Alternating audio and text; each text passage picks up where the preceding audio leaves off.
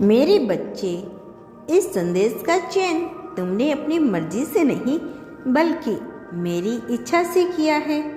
विचारों का कोलाहल तुम्हें चिंतित कर रहा है। ना चाहते हुए भी तुम क्रोध का शिकार हो रही हो। अपने दिल और दिमाग के बीच की लड़ाई में तुम खुद को विवश महसूस कर रहे हो। मेरे प्रिय, घबराओ नहीं। मैं जानता हूँ तुम किस स्थिति का सामना कर रही हो। इसीलिए आज मैं तुम्हें अपना और भी ज़्यादा स्नेह और समर्थन भेज रहा हूँ। ईश्वर के अतिरिक्त आशीर्वाद प्राप्त करने के लिए 555 लिखकर इस वीडियो को लाइक करो, जो इन परिस्थितियों में बदलाव लाएगी। जिस बदलाव की तुम्हें आवश्यकता है, यह घटना घटेगी। अपनी चिंताओं को दूर करो और विश्वास रखो कि सब कुछ दैवीय कर्म में हो रहा है। जो घटित हो रहा है उसी में तुम्हारा सर्वोत्तम हित छुपा हुआ है। तुम्हें दूसरों से परे देखने की आवश्यकता है। दृष्ट प्रवृत्ति के लोग तुम्हें सताने, तुमसे झूठ बोलने, तुम्हें धोखा देने, तुम्हें चोट पहुंचाने, यहाँ तक कि तुम्हें बर्बाद करने के लिए अन्य लोगों का उपयोग कर रहे हैं। वास्तव में शैतान की ही व्यक्ति बुद्धि में बैठकर उसे शैतान बनाता है और ऐसे लोगों को दूसरों के दुख से दुखी देखकर आनंद महसूस होने लगता है।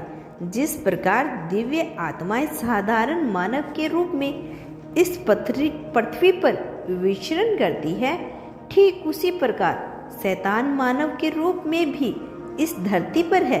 इस संसार में शैतान और दिव्य आत्माएं दोनों हैं। जो ईश्वर का मार्गदर्शन स्वीकार करता है वह शैतान की दृष्टि में आ जाता है, क्योंकि जो मनुष्य ईश्वर के मार्गदर्शन से चलता है वही है जो शैतान को समाप्त करने की शक्ति हासिल कर लेता है। इसीलिए दानवों की शक्ति कभी नहीं चाहती कि कोई भी ईश्वर का अनुसरण करे।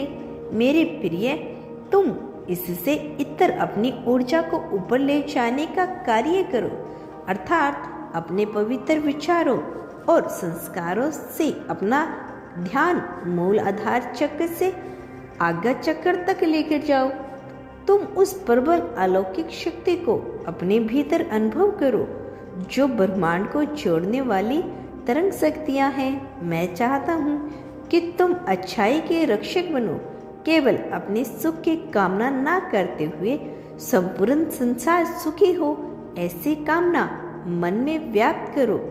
जीवन में आने वाले बार बार दुखों से भयभीत न रहने के बजाय उस दुख के कारण अर्थात शैतान को पराजित करना ही सर्वोत्तम उपाय है।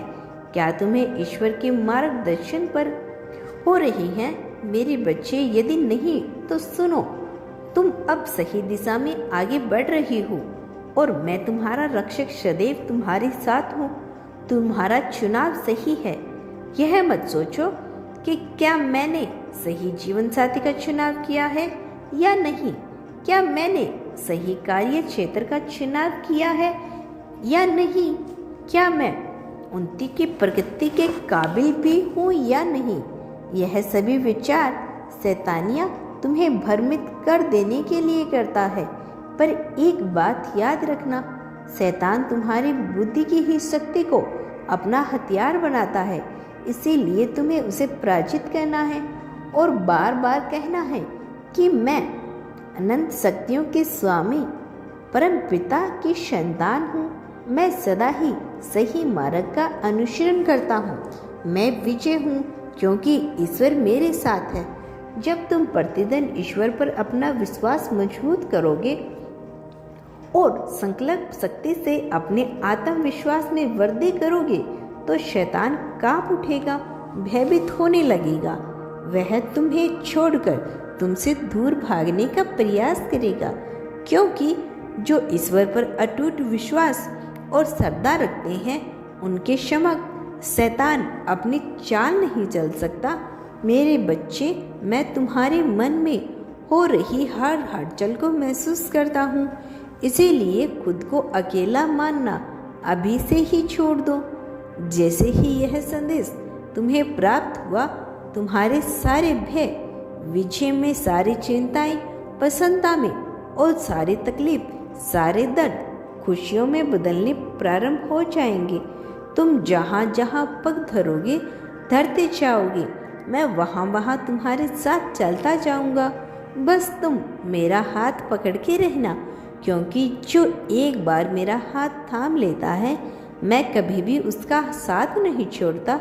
परिवर्तन तुम्हारे जीवन में प्रवेश कर चुका है, किंतु तुम्हें अभी भौतिक दृष्टि से वह दिखाई नहीं दे रहा है, पर एकाएक अचानक जब तुम्हें सूचना मिलेगी, तब तुम देखोगे, तुम महसूस करोगे कि एक साथ चारों दिशाओं से खुशियाँ तुम्हारे घर में प्रवेश कर रही है।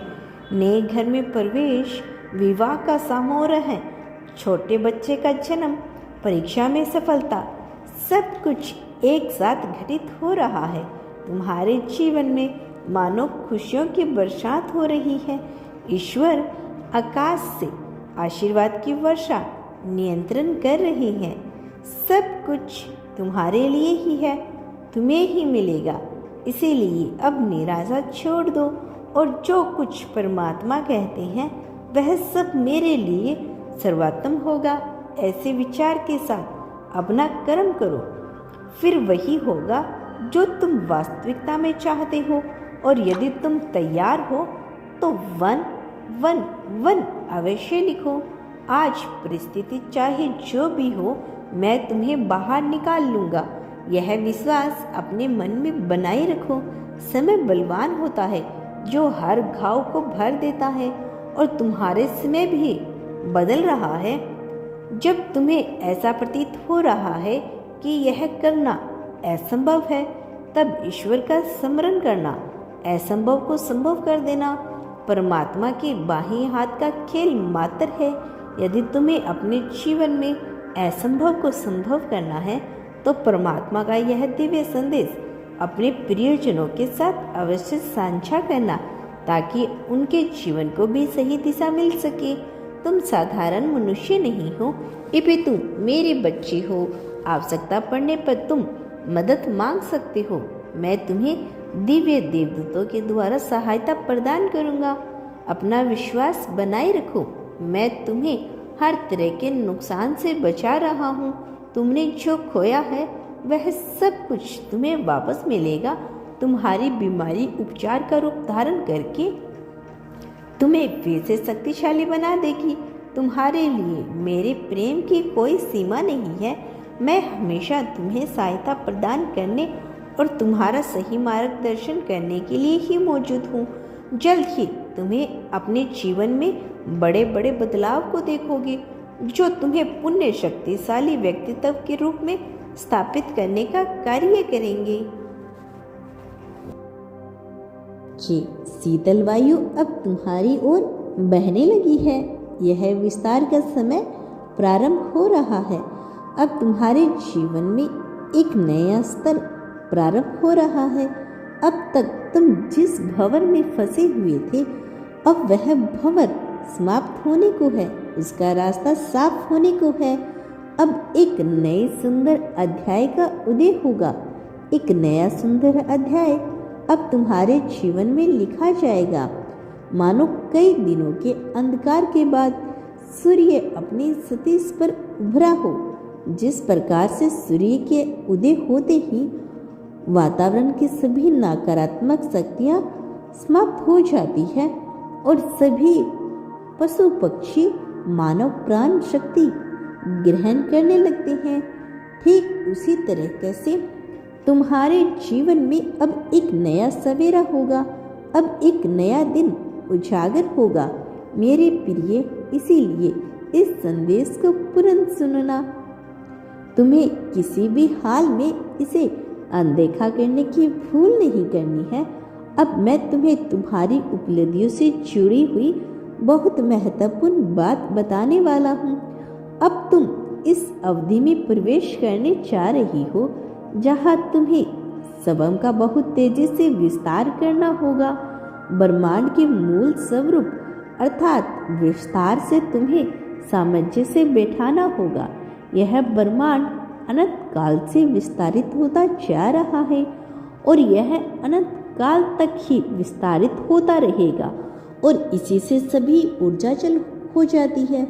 और अब जब तुम इसी ब्रह्मांड का अंश हो तो आखिर कब तक तुम सीमित स्वरूप में ही जीवन जीते रहोगी? यह वही समय है जब तुम्हें अपनी शक्तियों को, अपनी क्षमताओं को, अपनी ऊर्जाओं को सभी तरह से बढ़ाना होगा। इसका अर्थ यह है कि जीवन के सभी स्तर पर तुम्हें अपना विस्तार करना होगा, क्योंकि अब तुम्हारे लिए अनेकों संभावनाओं के द्वार खुल रहे हैं। ऐसे द्वार जहाँ से केवल प्रगति ही प्राप्त हो सकती है, जहाँ से तुम्हें यह प्रगति असीमित समृद्धि, प्रेम और सम्मान दिलाना चाहती है। लेकिन इसे प्राप्त करने के लिए तुम्हें स्वयं का विस्तार करना होगा। तुम्हें बड़े पैमाने पर अपने आप को देखना होगा। जो तुम नहीं जानते हो उसे जानने का प्रयास करो, उसे जानने का प्रयास करो। जो एक है, जो सर्वत्र है, जो हमेशा से था, जो हमेशा रहेगा। इस संसार की बाकी व्यवहारिक ज्ञान से कोई फर्क नहीं पड़ता। यह प्रकृति गुप्त ज्ञान अपने भीतर समेटे बैठी है। इसी गुप्त ज्ञान को जानकर तुम्हें अपने भीतर की वृद्धि करनी होगी, अपना विस्तार करना होगा। ध्यान में उतरकर तुम अपनी ऊर्जा का विस्तार करोगे। और जब मैं ध्यान की बात कर रहा हूँ तो मैं गुण ध्यान की बात कर रहा हूँ, कदाचित इन ध्यान की नहीं जो समाज ने स्वयं के लिए मान रखा है। मेरे प्रिय, तुम्हारे जीवन में प्रेम, धन, प्रतिष्ठा, पवित्रता का विस्तार होगा। इस विस्तार को तुम्हें स्वीकार करना ही होगा। यदि किसी कार्य को उसके निर्धारित समय पर किया जाए तो पूरी प्रगति उस कार्य में सहयोग करती है। इसमें तुम्हारा मनोभाव और तुम्हारी इच्छा शक्ति यह तय करती है कि तुम इस कार्य को कितना आगे लेकर जाओगे। तुम्हारे कर्म इस बात पर निर्धारित होते हैं कि वह कर्म निष्काम है, अर्थात वह कर्म मैं की भावना में किए गए हैं। मैं की भावनाओं में किया कोई भी कर्म ईश्वर को संपतित नहीं होता, और जो परमात्मा को संपतित नहीं होता वह इस संसार में यूं ही विलीन हो जाता है। इसका कोई मोल लेना नहीं रह जाता। इसीलिए मेरे बच्चे, तुम्हें अपने न केवल ज्ञान का विस्तार करना होगा बल्कि अपनी सोच का भी विस्तार करना होगा और स्वयं को कर्ता भाव से मुक्त करके स्वयं को अकर्म की श्रेणी में लाना होगा। जब तुम अकर्म की श्रेणी में ले आओगे तभी तुम्हारा निष्काम कर्म सफल होगा। इस संसार में कोई भी मनुष्य बिना कर्म किए नहीं रह सकता। यदि वह शांत चित्त भाव से चुपचाप बैठा है तो भी इसका कर्म निश्चित होता रहेगा, तब भी उसका कर्म फलीभूत होता रहेगा, तब भी इसका कर्म चक्कर चलता रहेगा। लेकिन स्वयं को कर्ता भाव से मुक्त रखकर किया गया सभी कर्म ईश्वर को समर्पित होता है। और ऐसी मान्यता रखने वाले मनुष्य के जीवन में कभी कुछ बुरा नहीं होता। कारण यह क्योंकि तब इसका कोई कर्म होता ही नहीं है। जब वह यह मान बैठता है कि जो हो रहा है वह परमात्मा की मर्जी से हो रहा है, जो होगा वह परमात्मा की मर्जी से होगा, तब उसके जीवन में जो भी क्षण आते हैं उन्हें वह जिंदादिली के साथ जीने लगता है, क्योंकि तब वह यह चाहत भूल जाता है कि उसे कुछ चाहिए। तब वह शिकायत भूल जाता है कि उसे कुछ नहीं करना है। यह जब ऐसा भाव किसी के मन मस्तिष्क में उत्पन्न होता है तो वह यह मान बैठता है उसे जो भी प्राप्त हो रहा है वह ईश्वर की मर्जी से प्राप्त हो रहा है। और यदि उसे कुछ मिल रहा है तो वह ईश्वर की मर्जी से नहीं मिल रहा है। और इस संसार में जो भी हो रहा है, चाहे उसे अपने हाथ में ही, चाहे उसके अपने विचार द्वारा, चाहे उसके अपने ही शरीर द्वारा क्यों न किया गया हो, वह यह मान लेता है कि तत्काल परिस्थिति में यह परिस्थिति जय कर्म ईश्वर द्वारा ही कराया गया है। और ऐसी स्थिति में उसका कोई भी कर्म कभी भी लिखित दर्ज होता ही नहीं है, बल्कि यह एक कर्म अर्थात निष्काम कर्म की श्रेणी में आ जाता है। और इस क्षण उसके सभी कर्म नष्ट हो जाते हैं। जब मनुष्य के कर्म नष्ट हो जाते हैं तो कर्म चक्र भी नष्ट हो जाता है। और ऐसी परिस्थितियों में मनुष्य सभी तरह के पाप पुण्य से मुक्त हो जाता है। फिर उसके आगे ना तो कोई मार्ग उसे नजर आता है, ना ही उसके पीछे कोई बाधा उसे नजर आती है, ना उसे कोई रोकने वाला नजर आता है, ना उसे कोई सहारा नजर आता है। फिर वह पूरे संसार में केवल अपने आप को ही देखता है, अपने ही स्वरूप को देखता है। वह उसे तारों को भी महसूस करता है जो सर्वप्रथम इस संसार में निर्मित हुआ था। जल के उन अणुओं को भी महसूस करता है जो कभी उसके भीतर तो कभी आसपास के बादलों में छिपे हुए होते हैं। यदि तुम गंभीरता से विचार करो तो तुम यह जान पाओगे कि तुम्हारा यह शरीर 70 से 80% तक जल से ही निर्मित है। और ये जल कहाँ से आया?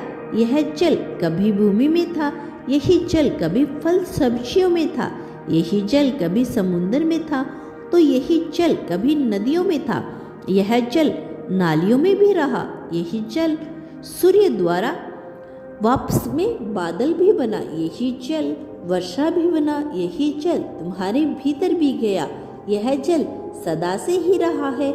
इस संसार में, इस धरा पर, इस ग्रह पर, इस भूलोक पर अर्थात पृथ्वी पर यह जल आदि काल से ही हो रहा है। और यही जल तुम भी बन जाते हो, और यही जल कोई अन्य जीव भी बन जाता है। यह जल सदा से ही था और यह जल सदा ही रहेगा। इसके स्वरूप परिवर्तन हो रहे, केवल इसका विचार करो। अर्थात तुम्हारे शरीर में जाने वाला प्रत्येक अणु कभी न कभी किसी न किसी अन्य रूप में विराजमान हो रहा है। फिर तुम किसी अन्य स्वरूप, किसी अन्य मनोभाव में स्थित व्यक्ति को नफरत की दृष्टि, ईर्ष्या की दृष्टि या जलन की दृष्टि से कैसे देख पाओगे? यह संभव नहीं हो पाएगा। जिस मनुष्य के भीतर ज्ञान हो जाता है, जिस मनुष्य के भीतर करुणा पनप उठती है, वह समझ जाता है कि इस संसार में उसके सिवाय दूसरा कुछ भी नहीं है। एक वही इकलौता अद्वितीय है, वही असली सत्य है, वही परम ज्ञान है, वही परम आनंद है। और फिर वही नरसिंह रूप में जीना प्रारंभ कर देता है। फिर वह अपने शरीर की आवाज़ सुनना प्रारंभ कर देता है। फिर वह अपने मन में बुलाव में नहीं पड़ता, फिर वह अपनी जीभ के स्वाद के लालच में नहीं पड़ता, न अपनी काम वासना की लालच में पड़ता है, न वह किसी भी तरह की वासना के पीछे भागता है, और न ही वह किसी तरह की कामना के पीछे भागता है, न ही किसी तरह की लालसा की उसके भीतर उत्पन्न होती है। उसके भीतर यदि कुछ बसता है तो शुद्ध रूप से उसका परम चेतन आत्मा ही बसता है। मेरे बच्चे, यदि तुम मेरी बात को गहराई से समझोगे तो यह जान पाओगे कि तुम्हें क्या बताना चाह रहा हूँ। मैं तुम्हें किस चीज़ से छुटकारा दिलाना चाह रहा हूँ। मैं अभी जो तुम्हें समझा रहा हूँ उसे जानना तुम्हारे लिए अत्यंत आवश्यक है। कोई बाधा है जो नियंत्रण तुम्हें रोक रही है, उस बाधा से तुम्हें मुक्त करना चाहता हूँ। मैं उस बाधा से तुम्हें पूरी तरह से अलग कर देना चाहता हूँ। मैं नहीं चाहता कि कोई बाधा तुम्हारी राह में रुकावट बने।